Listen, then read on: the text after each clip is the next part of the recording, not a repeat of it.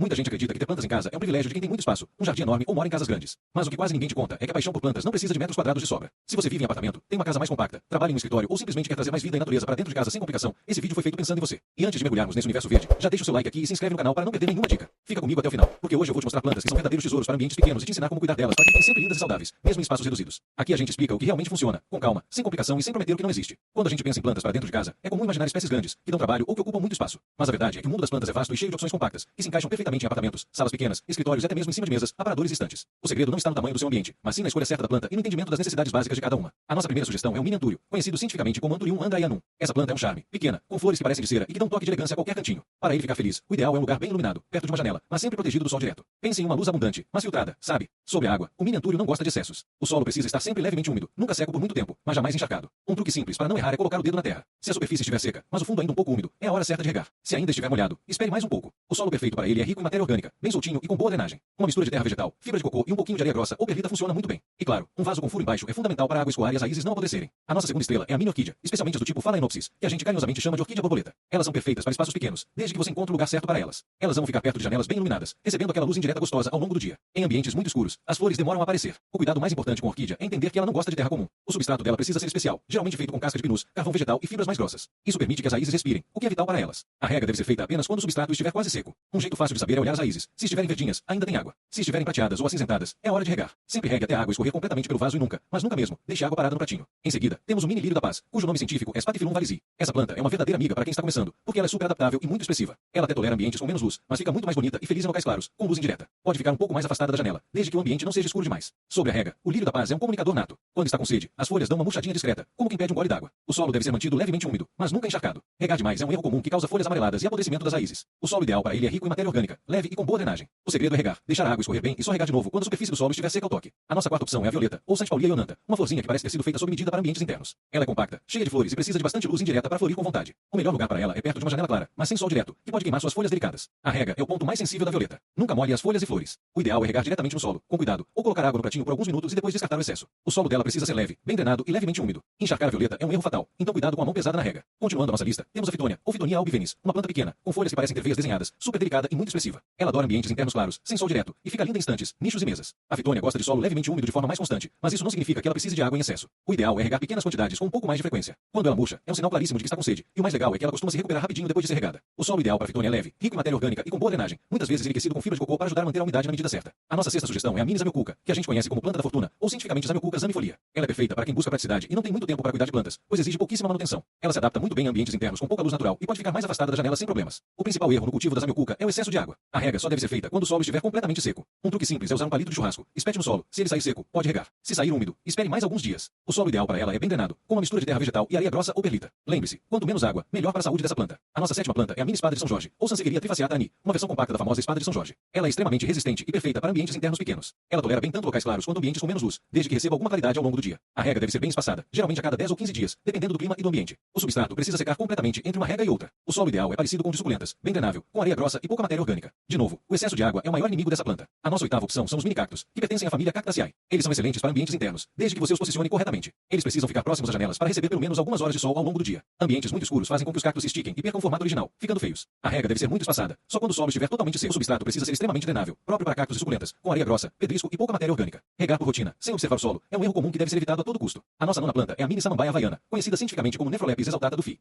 Ela é ideal para quem ama samambaias, mas não tem espaço para as versões maiores. Ela prefere ambientes internos claros, sem sol direto e com uma umidade moderada no ar. O solo deve ser mantido levemente úmido, mas nunca encharcado. Quando o solo seca demais, a planta sofre. Quando fica encharcado, as raízes apodrecem. O substrato ideal é rico em matéria orgânica, leve e que consiga reter umidade na medida certa, ao mesmo tempo em que drena bem o excesso de água. E para finalizar, a nossa última planta é a maranta rezadeira, ou maranta leuconeura queixoviana. Ela é uma planta compacta, com folhas que se dobram à noite, como se estivessem rezando, e é perfeita para ambientes internos pequenos. Ela gosta de luz indireta, ambientes protegidos e temperatura estável. O solo deve permanecer levemente úmido o tempo todo, mas com muito cuidado para não encharcar. Quando falta água, as folhas se enrolam e perdem o brilho. Quando há excesso, as folhas amarelam.